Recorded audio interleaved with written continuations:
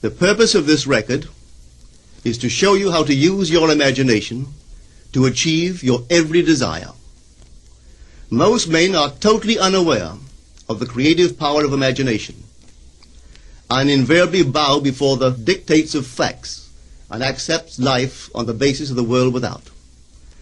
But when you discover this creative power within yourself, you will boldly assert the supremacy of imagination and put all things in subjection to it. When the man speaks of God in man, he is totally unaware that this power called God in man is man's imagination. This is the creative power in man. There is nothing under heaven that is not plastic as potter's clay to the touch of the shaping spirit of imagination. Once a man said to me, "You know, Neville, I love to listen to you talk about imagination. But as I do so, I invariably touch the chair with my fingers and push my feet into the rug, just to keep my sense of the reality and the profundity of things." Well, undoubtedly he is still touching the chair with his fingers and pushing his feet into the rug. But now let me tell you of another one who didn't touch with her fingers and didn't push that foot of hers onto the board of the streetcar. It's the story of a young girl, just turned 17. It was Christmas Eve, and she is sad of heart. For that year, she had lost her father in an accident, and she's returning home to what seemed to be an empty house. She was untrained to do anything, so got herself a job as a waitress. This night is quite late, Christmas Eve. It's raining. The car is full of laughing boys and girls home for their Christmas vacation. And she couldn't conceal the tears. Luckily for her, as I said, it was raining. So she stuck her face into the heavens to mingle her tears with the rain. And then, holding the rail of the streetcar, this is what she did. She said, "This is not rain, but this is spray from the ocean. And this is not the salt of tears that I taste, but this is the salt of the sea in the wind. And this is not San Diego. This is a ship, and I'm coming into the Bay of Samoa." And there she felt the reality of all that she had imagined. Then came the end of the journey, and all are out. 10 days later, this girl received a letter from a firm in Chicago saying that her aunt, several years before, when she sailed for Europe, deposited with them $3,000 with instructions that if she did not return to America, this money should be paid to her niece. They had just received information of the aunt's death and were now acting upon her instructions. 1 month later, this girl sailed for Samoa. As she came into the bay, it was late that night, and there was salt of the sea in the wind. It wasn't raining, but there was spray in the air, and she actually felt what she felt 1 month before, only this time she had realized her objective. Now this whole record is technique. I want to show you today how to put your wonderful imagination right into the feeling of your wish fulfilled, and let it remain there and fall asleep in that state. And I promise you from my own experience, you will realize the state in which you sleep if you could actually feel yourself right into the situation of your fulfilled desire and continue therein until you fall asleep. As you feel yourself right into it, remain in it until you give it all the tones of reality, until you give it all the sensory vividness of reality. As you do it, in that state, quietly fall into sleep. And in a way you will never know, you could never consciously devise the means that will be employed, you will find yourself moving across a series of events leading you towards the objective realization of this state. Now here is a practical technique. The first thing you do, you must know exactly what you want in this world. When you know exactly what you want, make as lifelike a representation as possible of what you would see and what you would touch and what you would do and physically moving in such a state. For example, suppose I wanted a home, but I had no money, but I still know what I want. without taking anything into consideration, I would make as lifelike a representation of the home that I would like, with all the things in it that I would want. And then, this night, as I would go to bed, I would, in a drowsy, sleepy state, the state that borders upon sleep, I would imagine that I am actually in such a house, that were I to step off the bed, I would step upon the floor of that house. Were I to leave this room, I would enter the room that is adjacent to my imagined room in that house. And while I am touching the furniture and feeling it to be solidly real, and while I am moving from one room to the other in my imaginary house, I would go sound asleep in that state. And I know that in a way I could not consciously devise, I would realize my house. I have seen it work time and time again. If I wanted promotion in my business, I would ask myself what additional responsibilities would be mine were I to be given this great promotion. What would I do? What would I say? What would I see? How would I act? And then in my imagination, I would begin to see and touch and do and act as I would outwardly see and touch and act were I in that position. If I now desired the mate of my life, were I now in search of some wonderful girl or some wonderful man, what would I actually find myself doing that would imply that I have found my state? For instance, suppose now I was a lady. One thing I would definitely do, I would wear a wedding ring. I would take my imaginary hands, and I would feel the ring that I would imagine to be there. And I would keep on feeling it until it seemed to me to be solidly real. I would give it all the sensory vividness I am capable of giving anything. And while I am feeling my imaginary ring, which implies I am married, I would sleep. This story is told us in the Song of Songs, or the Song of Solomon. It is said, "At night on my bed, I sought him whom my soul loveth. I found him whom my soul loveth, and I would not let him go until I brought him into my mother's house, right into the chamber of her that conceived me." If I would take that beautiful poem and put it into modern English, into practical language, it would be this. While sitting in my chair, I would feel myself right into the situation of my fulfilled desire. And having felt myself into that state, I would not let it go. I would keep that mood alive, and in that mood I would sleep. That is, taking it right into my mother's chamber, into the chamber of her that conceived me. You know, people are totally unaware of this fantastic power of the imagination.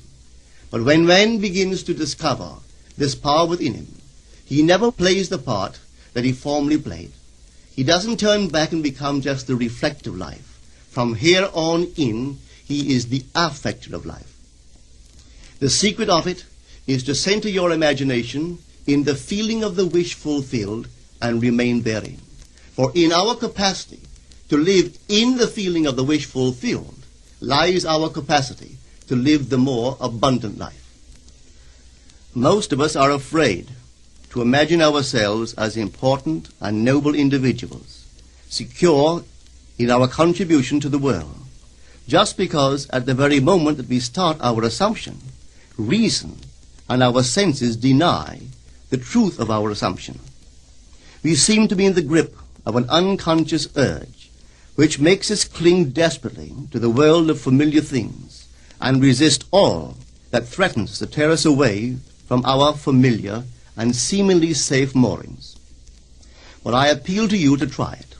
If you try it, you will discover this great wisdom of the ancients, for they told it to us in their own strange, wonderful, symbolical form. But unfortunately, you and I misinterpreted their stories and took it for history when they intended it as instruction to simply achieve our every objective. You see, imagination puts us inwardly in touch with a world of states. These states are existent, they are present now, but they are mere possibilities while we think of them. But they become overpoweringly real when we think from them and dwell in them. You know, there's a wide difference between thinking of what you want in this world and thinking from what you want. Let me tell you, when I first heard of this strange and wonderful power of the imagination, it was in 1933 in New York City. An old friend of mine taught it to me. He turned to the 14th of John, and this is what he read. In my Father's house are many mansions. If it were not so, I would have told you. I go to prepare a place for you. And if I go and prepare a place for you, I will come again and receive you unto myself, that where I am, there ye may be also. He explained to me that this central character of the Gospels was human imagination. That mansion was not a place in some heavenly house, but simply my desire. If I would make a living representation of the state desired, and then enter that state and abide in that state, I would realize it. At the time, I wanted to make a trip to the island of Barbados in the West Indies, but I had no money. He explained to me that if I would that night, as I slept in New York City, assume that I was sleeping in my earthly father's house in Barbados, and go sound asleep in that state, that I would realize my trip. Well, I took him at his word and tried it. For 1 month, night after night, as I fell asleep, I assumed I was sleeping in my father's home in Barbados. At the end of my month, an invitation from my family came, inviting me to spend the winter in Barbados. I sailed for Barbados the early part of December of that year. From then on, I knew I had found this Savior in myself. The old man told me that it would never fail. Even after it happened, I could hardly believe that it would not have happened anyway. That's how strange this whole thing is. On reflection, it happens so naturally. You begin to feel or to tell yourself, well, it would have happened anyway. And you quickly recover from this wonderful experience of yours.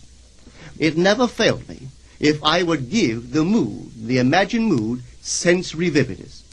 I could tell you unnumbered case histories to show you how it works. But in essence, it's simple. You simply know what you want. When you know what you want, you're thinking of it. That is not enough. You must now begin to think from it. Well, how could I think from it? I am sitting here, and I desire to be elsewhere. How could I, while sitting here physically, put myself in imagination at a point in space removed from this room and make that real to me? Quite easily. My imagination puts me in touch inwardly with that state. I imagine that I am actually where I desire to be. Now, can I tell that I am there? There is only one way to prove that I am there. For what a man sees when he describes his world is as he describes it relative to himself. So what the world looks like depends entirely upon where I stand when I make my observation. So if, as I describe my world, it is related to that point in space I imagine that I am occupying, then I must be there. I am not there physically, no, but I am there in my imagination. And my imagination is my real self. And where I go in imagination and make it real, there I shall go in the flesh also. When in that state I fall asleep, it is done. I have never seen it fail. So this is the simple technique on how to use your imagination to realize your every objective. Here is a very healthy and productive exercise for the imagination. Something that you should do daily. Daily relive the day as you wish you had lived it, revising the scenes to make them conform to your ideals. For instance, suppose the day's mail brought disappointing news. Revise the letter. Mentally rewrite it and make it conform to the news you wish you had received. Or suppose you didn't get the letter you wish you had received. Write yourself the letter and imagine that you received such a letter. Let me tell you a story that took place in New York not very long ago. In my audience sat this lady who had heard me numberless times. And I was telling the story of revision, that man, not knowing the power of imagination, he goes to sleep at the end of his day, tired and exhausted, accepting as final all the events of the day. And I was trying to show that man should, at that moment, before he sleeps, he should rewrite the entire day and make it conform to the day he wished he had experienced. Here is the way a lady wisely used this law of revision. It appears that 2 years ago she was ordered out of her daughter-in-law's home. For 2 years there was no correspondence. She had sent her grandson at least 24 presents in that interval, but not one was ever acknowledged. Having heard the story of revision, this is what she did. As she retired at night, she mentally constructed 2 letters. One she imagined coming from her grandson, and the other from her daughter-in-law. In these letters they expressed deep affection for, and wondered why she had not called to see them. This she did for 7 consecutive nights, holding in her imaginary hand the letter she imagined she had received, and reading these letters over and over until it aroused within her the satisfaction of having heard. Then she slept. On the 8th day, she received a letter from her daughter-in-law. On the inside there were 2 letters, one from her grandson and one from the daughter-in-law. They practically duplicated the imaginary letters that this grandmother had written to herself 8 days before. This art of revision can be used in any department of your life. Take the matter of health. Suppose you were ill. Bring before your mind's eye the image of a friend.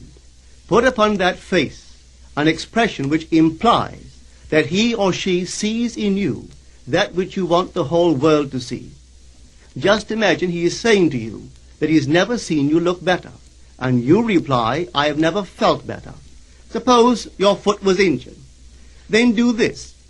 Construct mentally a drama which implies that you are walking, that you're doing all the things that you would do if the foot was normal, and do it over and over and over until it takes on the tones of reality. Whenever you do in your imagination that which you would like to do in the outer world, that you will do in the outer world. The one requisite is to arouse your attention in a way and to such intensity that you become wholly absorbed in the revised action. You will experience an expansion and refinement of the senses by this imaginative exercise, and eventually achieve vision in the inner world.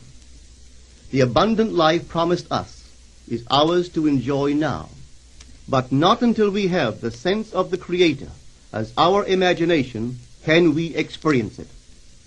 Persistent imagination, centered in the feeling of the wish fulfilled, is the secret of all successful operations. This alone is the means of fulfilling the intention. Every stage of man's progress is made by the conscious, voluntary exercise of the imagination. Then you will understand why all poets have stressed the importance of controlled, vivid imagination.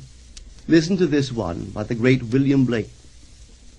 In your own bosom you bear your heaven and earth, and all you behold, though it appears without, it is within, in your imagination, of which this world of mortality is but a shadow.